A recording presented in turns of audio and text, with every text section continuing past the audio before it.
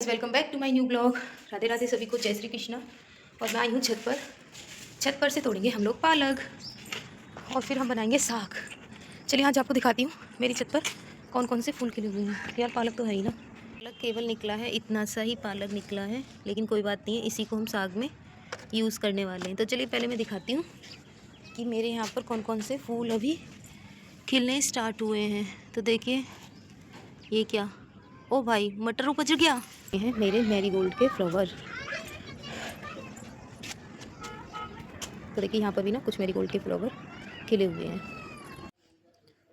तो यहाँ पर मैं ना अनी को जगाने की कोशिश कर रही हूँ क्योंकि उसकी तबीयत ख़राब हो रही थी। और ये जो मेरा ब्लॉग है आपको मिलेगा बुधवार की शाम को। और मतलब वीडियो है, मतलब ब्लॉग है 4 दिन पुराना, यानी कि मैं शादी में नहीं गई थी, उससे एक दिन पहले का, 2 दिन पहले का ये ब्लॉग है। लेकिन एडिट नहीं हो पाया था तो मैं अपलोड नहीं कर पाई थी। तो मैंने सोचा चलो इस मेमोरी को भी इंस्टॉल कर देती हूँ और आप सभी के सामने शेयर कर देती हूँ। तो यहाँ मैं छोटे बेटे को उठाने की कोशिश कर रही हूँ क्योंकि उसकी तबीयत हो रही थी ख़राब। तो यहाँ पर मैंने उसको पार्ले जी के बिस्किट दिए हैं और ये मैं दूध में पत्ती लगा कर लाई हूँ उसके लिए। पहले तो ये बड़ी मुश्किल से उठा और फिर उसके बाद इसको मैंने बिस्किट वगैरह खिलाए। तो काफ़ी कमज़ोर हो गया है 2-3 दिनों में ही, मतलब इसको लूज मोशन हुए, उल्टी लगी, फीवर आया। तो इसकी वजह से ना काफ़ी कमज़ोर हो गया है। उसके बाद मैं जो छत से पालक तोड़ कर लाई थी, मैंने उसको जल्दी जल्दी से काटा है क्योंकि आज मुझे कुछ एक्स्ट्रा काम भी ख़त्म करने हैं घर के। तो यहाँ मेरा साग हो गया है कट करके तैयार। फिर मैंने देखा कि रसोई में तो अभी मेरा मतलब दूध भी पड़ा है जो मैंने चलाया था, सुबह मशीन लगा दी थी तो उसमें से लौनी भी निकालनी है। और फिर मैंने लौनी को निकाल करके और कुकर में जो साग था वो उबालने के लिए रख दिया है। उसके बाद मैं एक ख़ास काम से लग गई हूँ। ख़ास काम क्या था कि घर से चावल आए थे मेरी मम्मी के घर से, तो वो उनमें ना सुरैरी हो गई थी, काफ़ी गंदे हो रहे थे।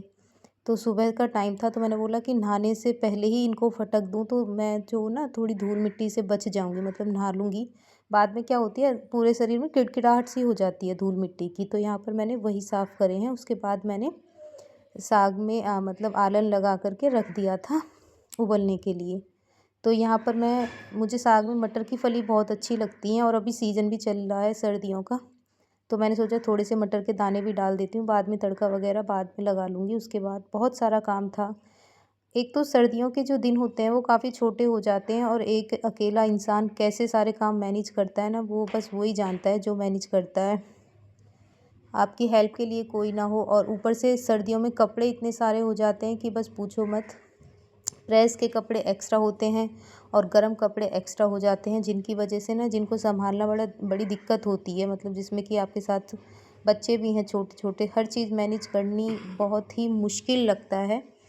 और हम लोग फिर भी करते हैं, हम हाउसवाइफ हैं फिर भी करती हैं, हर काम को समय से मैनेज करती हैं और कोशिश करती हैं कि भाई अपना जितना भी ज़रूरी काम है सबको समय से पहले ही निपटा लें।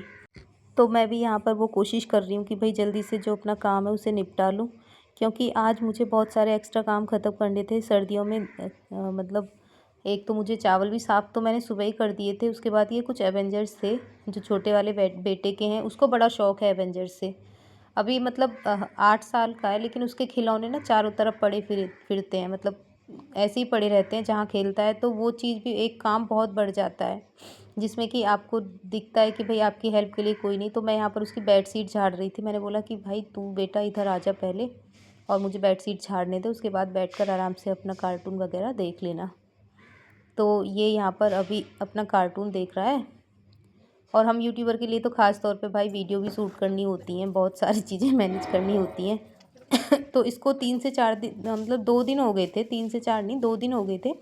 फ़ीवर की वजह से इसको मैंने नहलाया नहीं था, तो मैंने आज इसको बाहर चौक में धूप में बिठाकर नहला दिया था कि धूप भी आ रही है और सुबह 10:30 बजे का टाइम हो रहा था।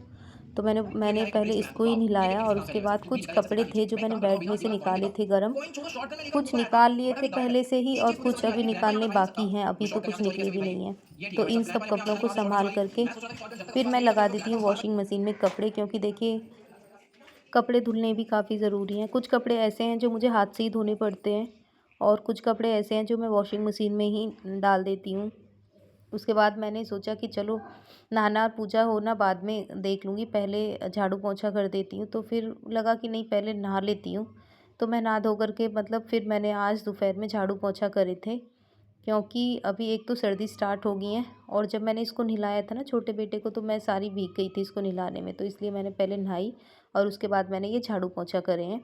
और झाड़ू पोंछा का काम तो आपको पता ही है सर्दियों में कितना हार्ड वर्क हो जाता है।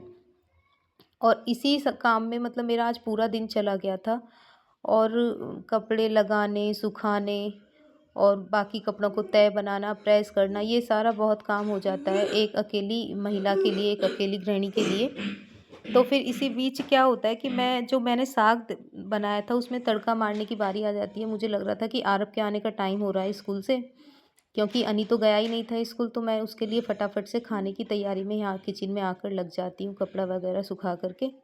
तो यहाँ पर मैंने साग में लगा दिया तड़का लहसुन का और लाल मिर्च और हींग का। मक्के की रोटी मैंने नहीं बनाई है। मक्के की रोटी इसलिए नहीं बनाई क्योंकि एक तो बेटे का, छोटे वाले का पेट ख़राब हो रहा था, इनका भी पेट ख़राब हो रहा था इसके पापा का, तो इसलिए मैंने सोचा कि बस अपने लिए एक रोटी बना लेती हूँ। तो मैंने अपने लिए 1 या 2 रोटी मक्के की बनाई थी। उसके बाद यहाँ आरव ने साग से नहीं, इसने मसूर की दाल से खाया है खाना, क्योंकि मैंने अनी के लिए बनाई थी दाल। फिर मैं यहाँ पर थोड़ी अनी ने खाना खा लिया है, मैंने उसको खिला दी है मसूर की दाल से, आधी रोटी खाई है उसने। और अभी आरव खा रहा है। तो ब्लॉग को यही ख़त्म कर रही हूँ। तो इस ब्लॉग को यही ख़त्म कर रही हूँ। फिर से मिलते हैं नए ब्लॉग में, तब तक के लिए राधे राधे, जय श्री कृष्णा।